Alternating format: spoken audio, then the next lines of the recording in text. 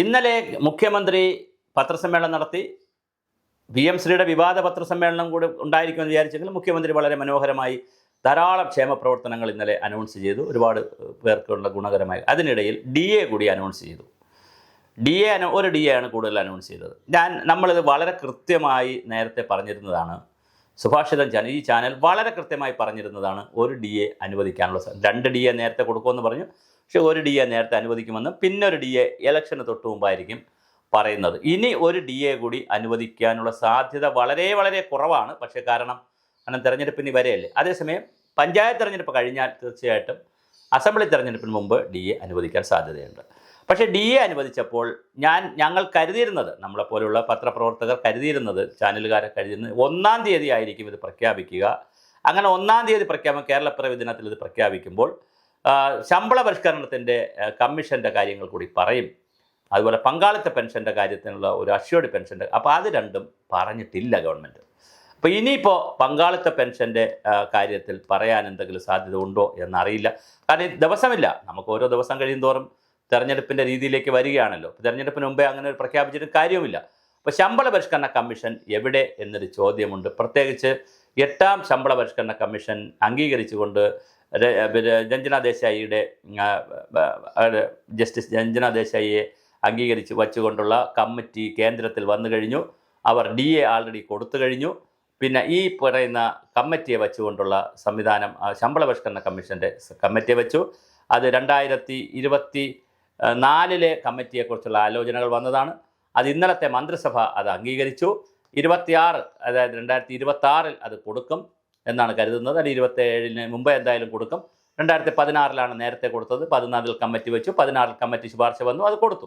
പക്ഷേ കേരളത്തിൽ ശമ്പള പരിഷ്കരണ കമ്മീഷൻ എവിടെ എന്നൊരു ചോദ്യം സർക്കാർ ഉദ്യോഗസ്ഥരെ സംബന്ധിച്ചിടത്തോളം വലിയ ഒരു പ്രശ്നമാണ്. 67 ലക്ഷം വരുന്ന സാമൂഹ്യക്ഷേമ പെൻഷൻകാർക്ക് 400 രൂപ കൂട്ടിക്കൊടുത്തപ്പോൾ, അത് 2500 ഇടതുപക്ഷ മുന്നണിയുടെ മാനിഫെസ്റ്റോയിൽ പറയുന്നത്, കൂട്ടിക്കൊടുത്ത എങ്കിലും 400 രൂപ കൂട്ടിക്കൊടുത്തപ്പോൾ ഇനിയിപ്പോൾ 2500 അടുക്കാൻ വളരെ അടുത്തല്ലേ ഉള്ളൂ.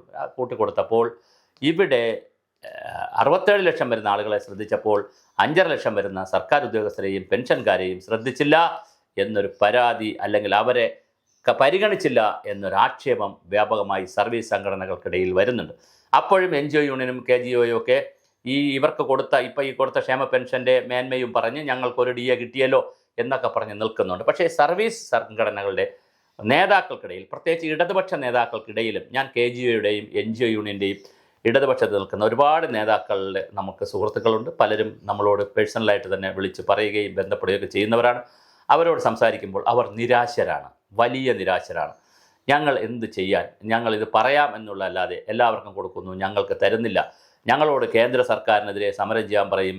ജനപക്ഷ ഗവൺമെൻറ്റാണ്, ഹൃദയപക്ഷ ഗവൺമെൻറ്റാണ്, ഞങ്ങളത് ഇത് ചെയ്യുന്നു. ഇടയ്ക്കിടയ്ക്ക് ഞങ്ങൾ ഇറങ്ങി ജാഥയും സമരവും പരിപാടികളൊക്കെ നടത്തുന്നു. പക്ഷേ ഒരു റിസൾട്ടും ഉണ്ടാകുന്നില്ല. ഈ ഇടയ്ക്കാണ് ഞങ്ങൾ ജനപക്ഷ ഗവൺമെൻറ്റിൻ്റെ ജനകീയ ബദൽ ഗവൺമെൻറ്റിനെ രക്ഷിക്കണം, ജനകീയ ബദലുകൾ സംരക്ഷിക്കണം, ഇടതുപക്ഷ ജനാധിപത്യ മുന്നണിയെ സംരക്ഷിക്കണം എന്ന് പറഞ്ഞ് വലിയ മുദ്രാവാക്യമാണ് ഞങ്ങൾ സെക്രട്ടേറിയറ്റിൻ്റെ നടയിലൊക്കെ പോയി വിളിച്ച് FSCTയുടെയൊക്കെ നേതൃത്വത്തിൽ പോയി അധ്യാപക federation of employees and school teachers association എന്നൊക്കെ പറഞ്ഞ് ഞങ്ങൾ വളരെ വലിയ തോതിലാണ് ഗവൺമെൻറ്റിന് സപ്പോർട്ട് കൊടുക്കുന്നത്. പക്ഷേ അങ്ങനെ സപ്പോർട്ട് കൊടുക്കുമ്പോഴും ഞങ്ങൾക്ക് അതനുസരിച്ച് ഞങ്ങളുടെ സർവീസ് സംഘടനാ നേതാക്കളോ ഞങ്ങളുടെ അണികളോട് ഞങ്ങൾക്കൊരു ഉത്തരം പറയാൻ കഴിയാത്ത രീതിയിലുള്ള പ്രശ്നങ്ങളാണ് ഗവൺമെൻറ് പറയുന്നത്. എന്തുകൊണ്ടാണ് DA കുറച്ചുകൂടി DA ഒന്നുള്ളത് രണ്ടോ മൂന്നോ DA എങ്കിലും തന്നുകൊണ്ട് ഒരു ശമ്പള പരിഷ്കരണ കമ്മീഷനെ ഒന്ന് പ്രഖ്യാപിച്ചില്ല എന്നൊരു ചോദ്യം വളരെ പ്രധാനമാണ്. അപ്പോൾ ശമ്പള പരിഷ്കരണ കമ്മീഷൻ ഇനി പ്രഖ്യാപിക്കുമോ എന്ന് നമുക്ക് പറയാൻ കഴിയും. കാരണം ഒരു പ്രധാന പ്രശ്നമെന്ന് വെച്ചാൽ ഇതെല്ലാം ഫാഗ് എൻഡായിപ്പോയി, സമയമില്ല. ഒരു വർഷം കൂടി ഗവൺമെൻറ്റിന് സമയമുണ്ടെങ്കിൽ നമുക്കും പറയാം, അല്ലെങ്കിൽ ഗവൺമെൻറ്റിനും അത് ചെയ്യാൻ പറ്റും. പക്ഷേ സമയമില്ലാത്തതുകൊണ്ട് ഹറിബറിയായി ഒരു ശമ്പള പരിഷ്കരണ കമ്മീഷനെ വയ്ക്കുമോ, അതോ നമ്മൾ തന്നെ സുഭാഷിതം ചാനൽ തന്നെ നേരത്തെ ചൂണ്ടിക്കാണിച്ചതുപോലെ ഒരു കമ്മിറ്റിയെ വെച്ച്, അല്ലെങ്കിൽ ഒരു സമിതിയെ ചുമതലപ്പെടുത്തി, അല്ലെങ്കിൽ സെക്രട്ടറിയെ, ധനകാര്യ വകുപ്പിൻ്റെ പ്രിൻസിപ്പൽ സെക്രട്ടറിയോ അഡീഷണൽ ചീഫ് സെക്രട്ടറിയോ എക്സ്പെൻഡിച്ചർ സെക്രട്ടറിയോ ഒക്കെ ചുമതലപ്പെടുത്തി ഒരു റിപ്പോർട്ട് കൊണ്ടുവന്ന് അത് പരിഷ്കരിച്ച് അങ്ങനെ വന്നാൽ സർവീസ് സംഘടനകൾ അത് സമ്മതിക്കുമോ എന്നുള്ള ചോദ്യവും വളരെ പ്രധാനമാണ്. ആൻറ്റി ഇൻകംബൻസ് എന്ന് പറയുന്ന വളരെ പ്രധാന ഘടകമാണ്. അപ്പോൾ സർക്കാർ ഉദ്യോഗസ്ഥർ ഇപ്പോൾ ബാക്കിയുള്ളവരെല്ലാം ഒന്ന് സുഖിച്ചിട്ടുണ്ട്. ബാക്കിയുള്ളവർക്കെല്ലാം പെൻഷൻകാർക്ക് എന്തായാലും 1000 രൂപയാണെങ്കിലും ആശാ വർക്കേഴ്സിന് കൂട്ടിക്കൊടുത്തു. സ്വാഭാവികമായിട്ട് ഇത് വലിയ ഹൈപ്പ് കിട്ടണമെന്ന് പറഞ്ഞ് 21,000 കിട്ടണമെന്ന് പറഞ്ഞാൽ അവർ സമരം ചെയ്യുന്നത്. പക്ഷേ എങ്കിലും 1000 1000 കിട്ടിയല്ലോ എന്ന് വിചാരിക്കുന്ന ഒരു വിഭാഗം ആശാ വർക്കേഴ്സുണ്ട്. സർക്കാർ നമുക്ക് തന്നല്ലോ, മറ്റേ ഇടതുപക്ഷക്കാരെങ്കിലും പ്രതിഷേധിച്ച് നിൽക്കുന്ന ഇടതുപക്ഷക്കാരെങ്കിലും നമ്മുടെ സർക്കാർ നമുക്ക് തന്നല്ലോ എന്ന് വിചാരിച്ച് വോട്ട് ചെയ്യും. അപ്പോൾ പൊതുജനങ്ങൾ, അതുപോലെ അങ്കണവാടികൾ, അതുപോലെ തന്നെ പിന്നെ നമ്മുടെ ആയക്കാർ, പിന്നെ പാചകത്തൊഴിലാളികൾ, ഇങ്ങനെ ഒരുപാട് ആൾ, വീട്ടമ്മമാർ, യുവാക്കൾ, അങ്ങനെ ഇന്നലെ റബ്ബർ കൃഷി ചെയ്യുന്നവർ, അങ്ങനെ ഇന്നലെ കിട്ടിയ ആനുകൂല്യം പ്രഖ്യാപിച്ച ആളുകൾക്ക് ആനുകൂല്യങ്ങൾ കിട്ടിത്തുടങ്ങുമ്പോൾ സ്വാഭാവികമായിട്ട് പൈസയല്ലേ, അവർക്കൊരു സന്തോഷമൊക്കെ വരികയും കുറേ ഓട്ടെങ്കിലും അത് മാറാനൊക്കെ സാധ്യതയുണ്ട്. അപ്പോഴും അടിസ്ഥാനപരമായ സർക്കാർ ഉദ്യോഗസ്ഥരുടെ ഈ സേവന വേതന വ്യവസ്ഥകൾ കാലാകാലങ്ങളായി നടക്കുന്നത് പരിഷ്കരിക്കപ്പെടുന്നില്ല എന്നുള്ള ഒരു പരാതി ഭരണകക്ഷ സംഘടനകളിൽ നിന്ന് തന്നെ വരുന്നു എന്നുള്ളതും വളരെ ഗൗരവമുള്ള കാര്യമാണ്. ഇനിയിപ്പോൾ തെരഞ്ഞെടുപ്പിലേക്കാണ് പോകുന്നത്. അതിനിടയിൽ ഒരു ശമ്പള പരിഷ്കരണ സമിതിയെ അല്ലെങ്കിൽ ഒരു കമ്മീഷനെ, ഫുൾ സിംഗ് ആയിട്ടുള്ളൊരു കമ്മീഷനെ വച്ച് അതിൻ്റെ റിപ്പോർട്ടുകൾ വാങ്ങി അതിൻ്റെ റിപ്പോർട്ടിൻ്റെ പുറത്ത് ഒരു നടപടിയെടുക്കാനുള്ള സമയം ഇല്ല. യഥാർത്ഥത്തിൽ സത്യത്തിലില്ല. കാരണം ഇപ്പോൾ കേന്ദ്ര ഗവൺമെൻറ്റിൻ്റെ ശമ്പള പരിഷ്കരണ കമ്മീഷനൊക്കെ 18 മാസമാണ്. അപ്പോൾ ഇവിടെ വരുമ്പോൾ ഒരു 10 മാസമെങ്കിലും കൊടുക്കണ്ടേ. അപ്പോൾ അത് ഇവിടെ ആളുകളുടെ എണ്ണവും കുറവല്ല. അപ്പോൾ പക്ഷേ അത് കഴിയില്ല എന്നുള്ളതാണ്. സമയത്തിൻ്റെ ഒരു പരിമിതിയുണ്ട് എന്നുള്ളതാണ്. ഈ സമയ പരിമിതിക്കകത്ത് നിന്നുകൊണ്ട് ഗവൺമെൻറ് എന്താണ് ചെയ്യാൻ പോവുക എന്ന് നമുക്കറിയില്ല. എന്തായാലും ഒരു സമിതി വരാനുള്ള സാധ്യതയാണ്. സമിതി മീൻസ് ഒരാളോ അല്ലെങ്കിൽ ഏകാംഗ സമിതിയോ അല്ലെങ്കിൽ ഒന്നിലധികം ആളുകൾ. ഏകാംഗമാകുമ്പോൾ സമിതി എന്ന് പറയാൻ പറ്റില്ല. ഏകാംഗ ആയിട്ടുള്ള ഒരാളോ 2-3 പേര് വരുന്ന, ഇപ്പോൾ എക്സ്പെൻഡിച്ചർ സെക്രട്ടറിയും അല്ലെങ്കിൽ ജനറൽ എഡ്യൂക്കേഷൻ്റെ അങ്ങനെയൊക്കെ, അല്ല ജനറൽ അഡ്മിനിസ്ട്രേഷൻ്റെ GADയുടെ സെക്രട്ടറി, അങ്ങനെ 1-2-3 പേരെ വെച്ചിട്ട് ഒരു സമിതിയോ രൂപീകരിച്ചു കൊണ്ടുള്ള ഒരു രീതിയിൽ ശമ്പള പരിഷ്കരണം നടപ്പിലാക്കാൻ സാധ്യതയുണ്ടോ എന്നറിയില്ല. എന്തായാലും ഗവൺമെൻറ് ഇത്തരം ഒരുപാട് കാര്യങ്ങൾ കൊടുക്കുന്ന കൂട്ടത്തിൽ അതും പരിഗണിക്കാനാണ് സാധ്യത എന്നാണ് നമ്മൾ മനസ്സിലാക്കുന്നത്. ഇപ്പോഴെന്തായാലും DA മാത്രമേ പ്രഖ്യാപിച്ചിട്ടുള്ളൂ. അതും ഒരു DA പ്രഖ്യാപിച്ചിട്ടുള്ളൂ. ബാക്കിയുടെ എണ്ണം DAകൾ കൊടുക്കാനുണ്ട്.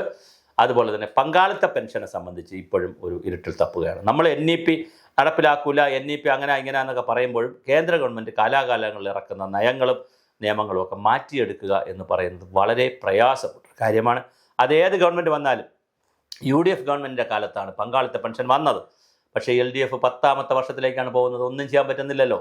ഈ ഇങ്ങനെ ചർച്ച ചെയ്ത് എന്നും ചർച്ചയും സമരവും ബഹളവും അല്ലാതെ 10ാം വർഷത്തിലേക്ക് പോകുമ്പോഴും പങ്കാളിത്ത പെൻഷൻ മാറ്റിയെടുക്കാൻ സർവീസ് സംഘടനകൾക്കും കഴിയുന്നില്ല. ഗവൺമെൻറ് അതിനകത്ത് വഴങ്ങുന്നുമില്ല.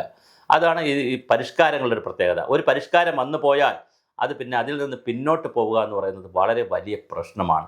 കാരണം സെക്രട്ടേറിയറ്റിനകത്തൊക്കെ അങ്ങനെ IASകാരൊക്കെ എഴുതുന്ന ഫയലുകളിൽ കർശനമായ സമിതി, കമ്മിറ്റി, പഠന റിപ്പോർട്ട്, കമ്മീഷൻ, ഇവരൊക്കെ എഴുതി വെക്കുന്ന റിപ്പോർട്ടുകൾ പിന്നെ വരുന്ന സബ്സിക്വൻ്റായിട്ട് വരുന്ന IASകാരൊക്കെ മാറ്റി എഴുതി ഫയൽ സമർപ്പിക്കാനൊക്കെ വലിയ പ്രശ്നമാണ്. എളുപ്പമല്ല കാര്യങ്ങൾ. നമുക്ക് പറയാൻ നല്ല സുഖമുള്ള കാര്യമാണ്, പക്ഷേ പ്രായോഗികമായി അത് ചെയ്യുന്നത് കാണുന്നില്ല. അത് ഏറ്റവും വലിയ ക്ലാസിക്കൽ എക്സാമ്പിൾ പങ്കാളിത്ത പെൻഷൻ തന്നെയാണ്. ഇവിടെ ഇടതുപക്ഷ ജനാധിപത്യ മുന്നണിയുടെ മാനിഫെസ്റ്റോയിലും പറഞ്ഞു പങ്കാളിത്ത പെൻഷൻ പിൻവലിക്കുമെന്ന്. പക്ഷേ പിൻവലിച്ചില്ല എന്ന് മാത്രമല്ല, അല്ലെങ്കിൽ ആദ്യത്തെ ക്യാബിനറ്റിലോ 2ാമത്തെ ക്യാബിനറ്റിലോ അത് പിൻവലിക്കണ്ടേ, അത് പിൻവലിച്ചില്ല എന്ന് മാത്രമല്ല 10 വർഷമായത് തുടരുകയും ചെയ്യുന്നു. ഇപ്പോൾ അതിലും വലിയൊരു അനിശ്ചിതത്വം വന്നിട്ടുണ്ട്. അപ്പോൾ പങ്കാളിത്ത പെൻഷനിലും അനിശ്ചിതത്വമുണ്ട്. അഷ്വേർഡ് പെൻഷൻ എന്ന് പറയുന്ന പ്രശ്നമുണ്ട്. നാഷണൽ പെൻഷൻ സ്കീം എന്ന് പറയുന്ന മറ്റൊരു സംവിധാനമുണ്ട്. അപ്പോൾ പെൻഷൻ സ്കീം വളരെ വലിയ രീതിയിലാണ് മാറിക്കൊണ്ടിരിക്കുന്നത്. അതിനെ സംബന്ധിച്ചൊരു ക്ലാരിറ്റി കുറവ് ഉണ്ട്. അതും സർക്കാർ പ്രഖ്യാപിച്ചിട്ടില്ല. അതുപോലെ പ്രധാനമാണ് ഞാൻ ഈ പറഞ്ഞ പോലെ ശമ്പള പരിഷ്കരണ കമ്മീഷൻ എവിടെ എന്നൊരു ചോദ്യം വളരെ പ്രധാനമാണ്. DA ഒരെണ്ണമേ കൊടുത്തിട്ടുള്ളൂ. ബാക്കി DA എവിടെ? അത് PFൽ മെർജ് ചെയ്യുമോ, അതോ ഞങ്ങൾക്കത് പണമായി തരുമോ, അക്കൗണ്ടിലേക്ക് വരുമോ, ഏത് മാസം മുതൽ തരും എന്നൊക്കെയുള്ള ചോദ്യങ്ങൾ വളരെ പ്രസക്തമാണ്. അത് നമുക്ക് കാത്തിരുന്ന് കാണാം. എന്തായാലും വളരെ പോസിറ്റീവായി സർക്കാർ തീരുമാനമെടുക്കുമെന്ന് തന്നെ നമുക്ക് പ്രതീക്ഷിക്കാം. അപ്പോഴും സർവീസ് സംഘടനകൾ തയ്യാറായിക്കോളൂ. നമുക്ക് ഈ ജനപക്ഷ, ബദൽപക്ഷ, ഹൃദയപക്ഷ ഗവൺമെൻറ്റിനെ നമുക്ക് താങ്ങി നിർത്തണം എന്നുള്ളിടത്തുനിന്ന് നിങ്ങൾ ഒരടി പോലും മുന്നോട്ട് പോകരുത്. അത് DA കിട്ടിയാലും ശമ്പള പരിഷ്കരണം നടന്നാലും, ഇനി അഥവാ ഇതൊന്നും നടന്നില്ലെങ്കിലും പക്ഷമായി തന്നെ നിൽക്കട്ടെ. നിങ്ങളുടെ പൊളിറ്റിക്സ് നിങ്ങൾ ഉയർത്തിപ്പിടിക്കുക തന്നെ ചെയ്യും എന്ന് എല്ലാവർക്കും അറിയാം. അതൊക്കെ നടക്കട്ടെ. അതിലൊന്നും നമുക്കൊരഭിപ്രായവും പ്രത്യേകിച്ചില്ല.